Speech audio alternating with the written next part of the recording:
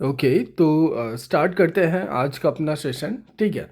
अब देखो, ये सेशन एक बहुत ही बेहतरीन सेशन होने वाला है, क्योंकि यहाँ पे मैं आपको कुछ ऐसी चीज़ें बहुत बारीकी से बताऊंगा जो शायद हमने मेरे ओल्ड चैनल पे कवर की थी, जो कि अपना रिमूव हो गया। ठीक है, उस पे मैंने कवर की थी, बट ये अभी जैसे अपना नया चैनल है, इसमें जो भी प्रीवियस के सेशंस में मैंने आपको सिखाया, समझाया, इन डेप्थ ले जाने की कोशिश की।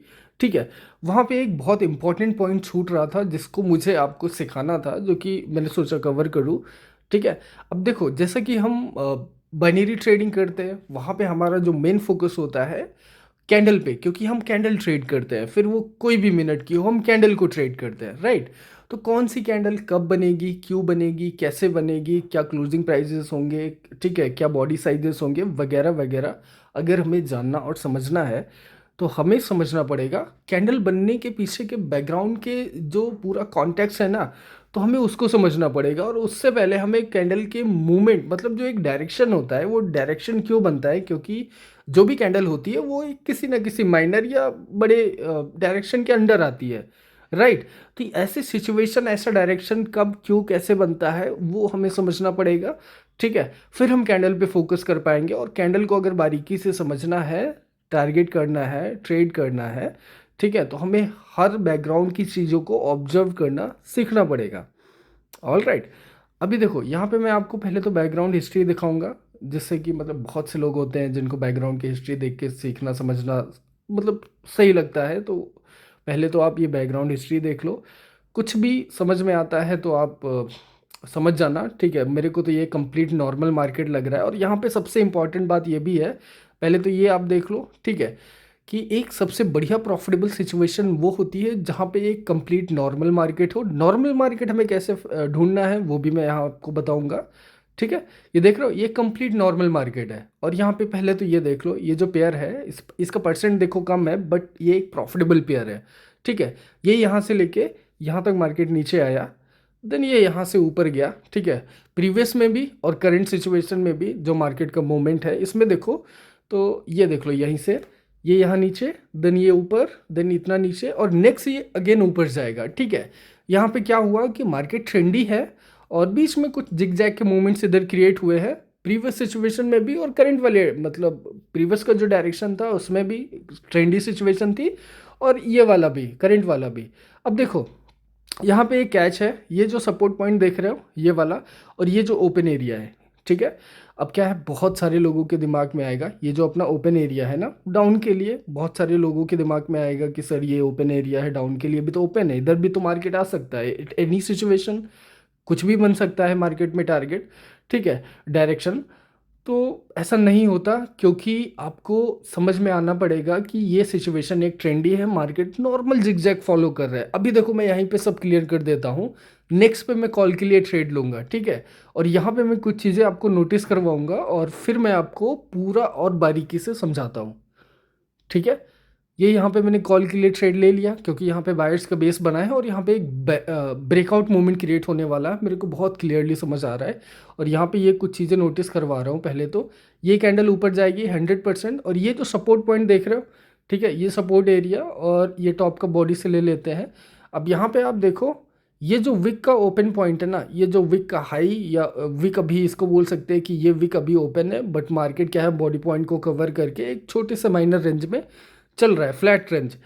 तो ये फ्लैट रेंज कितनी होगी, क्या बहुत ज़्यादा होगी? नहीं, क्योंकि ऑलरेडी बेस तो बन ही चुका है। ठीक है। तो यहाँ से एक ब्रेकआउट मूवमेंट क्रिएट होगा, और ये जो देख रहे हो ना, टॉप का ये बॉडी एरिया, ठीक है, टॉप का ये बॉडी एरिया, ये ब्रेक होगा या तो ये करंट वाली कैंडल से, ठीक है, ये देख रहे हो, ये वाला फिर से देख लो, तो ये वाला ब्रेक होगा या तो करंट वाली कैंडल से। अगर करंट वाली कैंडल ही बूस्ट होके कर देती है, जो कि नहीं कर पाई, तो यहाँ पे नेक्स्ट कॉल के लिए ले लेते हैं ट्रेड। ठीक है। अब देखो, अगर प्रीवियस वाली कैंडल ही ब्रेक कर देती तो मार्केट रेटेस्ट के लिए आता, और ये करंट वाली कैंडल ऊपर जाएगी अपनी 100%। ये क्यों जाएगी, क्योंकि प्रीवियस वाली कैंडल सिर्फ जो है विक से टच होके बैक आ गई। तो यहाँ पे जो ब्रेकआउट मूवमेंट क्रिएट हो रहा है, ये एक हेल्दी फॉर्म में क्रिएट होगा। All right. और देखो, ये छोटी सी रेंज इतनी जल्दी ब्रेकआउट कैसे कर रही है, क्योंकि सिचुएशन ही ट्रेंडी है। ये आपको क्लियर समझ में आना चाहिए। नॉर्मल मार्केट ये होता है कि मतलब एक ट्रेंडी नॉर्मल सिचुएशन फाइंड करो, कॉम्प्लिकेटेड ना हो, और वहाँ पे जो रेंजेस भी बनती है ना, जो रेंज भी बनती है ना, वो बहुत दूर तक बहुत सफरिंग के साथ नहीं होती, उसका थोड़ा सा ही एरिया होता है, क्योंकि अल्टीमेट जो लॉन्ग टर्म सिचुएशन है वो ट्रेंडी है। और ट्रेंडी में मार्केट जो मेन उसका जो डायरेक्शन होता है वो ट्रेंड को फॉलो करता है, ट्रेंड को देखते हुए, ठीक है।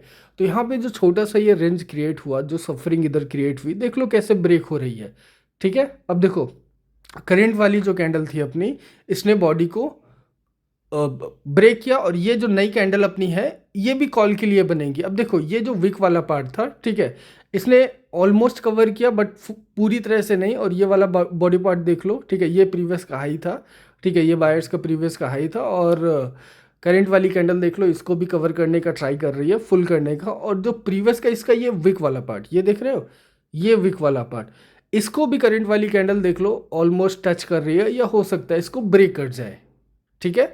तो प्रीवियस का जो बायर्स का हाई था वो अभी मार्केट जो है कवर करने का या ब्रेक करने का ट्राई कर रहा है। ऑल राइट, आपको इतना समझ आया। अब देखो यहाँ पे करंट वाली कैंडल को मैंने इग्नोर कर दिया, जस्ट बिकॉज आपको समझाना था कि यहाँ पे जो मूवमेंट क्रिएट हो रहा है, ये देख लो कैसे ये कैंडल ब्रेक हो रही है। अब यहाँ पे एक चीज़ और है, एक सीन और क्रिएट हो रहा है। ये कैंडल को देख रहे हो, ये एक ब्रेकआउट कैंडल है, ये प्रीवियस का बायर्स का हाई था, देख लो ऑलमोस्ट आधी कैंडल नीचे है, आधी कैंडल ऊपर है, यहाँ से देख रहे हो, ठीक है। तो आधी कैंडल नीचे है, आधी कैंडल ऊपर है, मतलब कि ये कंप्लीट ब्रेकआउट कैंडल है जो कि बूस्ट हुई है हेल्दी फॉर्म में। तो यहाँ पे एक नया हाई हिट करने के लिए ये जो करंट वाली कैंडल है ये और आएगी, ये प्रीवियस का हाई था अपना, ठीक है। आई होप आपको क्लियर हुआ। और ये कैंडल इस हाई को ब्रेक किया एक बूस्ट हुई कैंडल ने, और ये जो ब्रेकआउट मूवमेंट कंप्लीटली इधर क्रिएट हो रहा है, ये इस बेस मूवमेंट की वजह से क्रिएट हुआ, ठीक है। आपको इतना क्लियर हुआ। और जो करंट वाली कैंडल है ये एक नया हाई हिट कर रही है, क्योंकि प्रीवियस वाली जो कैंडल थी वो एक ब्रेकआउट कैंडल थी जो बूस्ट हुई, ठीक है। आधा फॉर्म नीचे आधा फॉर्म ऊपर, तो यहाँ पे एक नया हाई हिट करने के लिए एटलीस्ट एक एक्स्ट्रा पुश चाहिए, उसके लिए ये करंट वाली कैंडल बन रही है। और इसके बाद में आएगा इस डायरेक्शन का एक्चुअल रिवर्सल, ये यहाँ से, ठीक है, नेक्स्ट कैंडल पे। अभी मैं आपको पहले तो एंट्री बनाते हैं फटाफट, फिर मैं आपको एक चीज़ और नोटिस करवाता हूँ कि बेस, जो इसका बेस क्रिएट हुआ, फिर यहाँ पे जो ये ब्रेकआउट मूवमेंट क्रिएट हुआ, वहाँ पे क्या क्या कैच है, क्या क्या हमें समझने की ज़रूरत है, और कंटिन्यूशन फिर एग्जैक्ट रिवर्सल, ठीक है। जैसे ये वाली अपनी ट्रेड है, इसमें मैंने रिवर्सल ट्रेड किया, पीछे देखो कंसिस्टेंट फॉर्म में 4 ग्रीन कैंडल, और ये दोनों कैंडल को देख लो, जो करंट वाली अपनी ये रिवर्सल कैंडल यहाँ पे, ये जो अपनी रिवर्सल ट्रेड है, इसका जो रीज़न मेन है इसकी प्रीवियस की 2 ग्रीन कैंडल है, ठीक है। क्योंकि प्रीवियस की दोनों ग्रीन ने बॉडी को फिल किया, ठीक है, मतलब विक के आधे पार्ट को, और फिर उसके बाद में क्या हुआ कि वो जो बड़ी सी बूस्ट हुई ब्रेकआउट कैंडल थी, ठीक है, उसने प्रीवियस वाले हाई को ब्रेक किया लगभग आधे आधे पार्ट से, ठीक है, आधा पार्ट अंदर आधा पार्ट बाहर, मतलब कि बूस्ट हुआ, ठीक है। और ऐसी सिचुएशन में जब एक सडन बूस्ट होता है तो वहाँ पे क्या होता है कि एक लास्ट ट्राई होता है, मार्केट तब मानता है जब नेक्स्ट कैंडल से हाई हिट करता है। बहुत नॉर्मल सिचुएशन 90% ऐसे ही फॉलो होता है, रेयर सिचुएशन में कुछ अलग निकल के आता है, वो कुछ रेयर सिचुएशन होती है, बट 90% केसेस ऐसे ही होते हैं। तो ये जो अपनी रिवर्सल कैंडल है, इसके पीछे की ये वाली ब्रेकआउट कैंडल, देन ये नेक्स्ट हाई हिट करने वाली ये कैंडल, ठीक है, उसके बाद में एग्जॉस्शन मूवमेंट क्रिएट हुआ, और ये अपनी रिवर्सल ट्रेड यहाँ पे निकल के आई, जो कि अपनी एग्जैक्ट रिवर्सल, ये बेस मूवमेंट था, ठीक है। आई होप आपको क्लियर। देन ये इसका रिवर्सल हुआ, क्यों, ये बॉडी की फीलिंग हुई इधर, ठीक है, देन ये इसका रिवर्सल हुआ, देन यहाँ पे एक ब्रेकआउट मोमेंट क्रिएट हुआ 4 कैंडल का, ठीक है। और देन इधर ये 2 कैंडल बॉडी फिलिंग की, देन ये ब्रेकआउट कैंडल, ठीक है, ये, और इसके बाद में ये अपनी हाई हिट वाली कैंडल हो गई, ठीक है, देन ये रिवर्सल अपनी कैंडल नेक्स्ट तो बनी ही बनी। अब देखो ये जो एक complete breakout movement plus base movement इधर क्रिएट हुआ, इसको अगर प्रॉपर समझना है, ठीक है, तो कब एग्जैक्टली क्या होने वाला है इस सिनेरियो को आपको क्लियरली समझना पड़ेगा, जो कि मैंने ब्रेक कर करके समझाया। आप अगर रिपीट में देखोगे तो आपको समझ में आ जाएगा। पहले बेस मूवमेंट क्रिएट हुआ, बॉडी फिलिंग हुई, ठीक है, देन रिवर्सल आया, देन वहाँ पे 2 कैंडल का फिर से एक बेस जनरेट हुआ, ठीक है, जो कि ब्रेकआउट का सिनेरियो बना रहा था।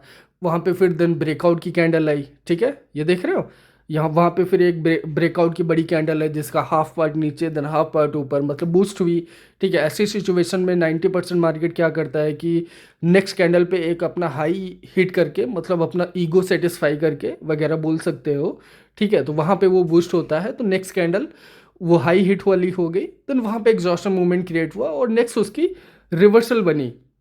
कब कब रिवर्सल बनेगा, एग्जैक्ट रिवर्सल सब मैंने बताया, ठीक है। तो आज के लिए इतना ही, मिलते हैं नेक्स्ट पे।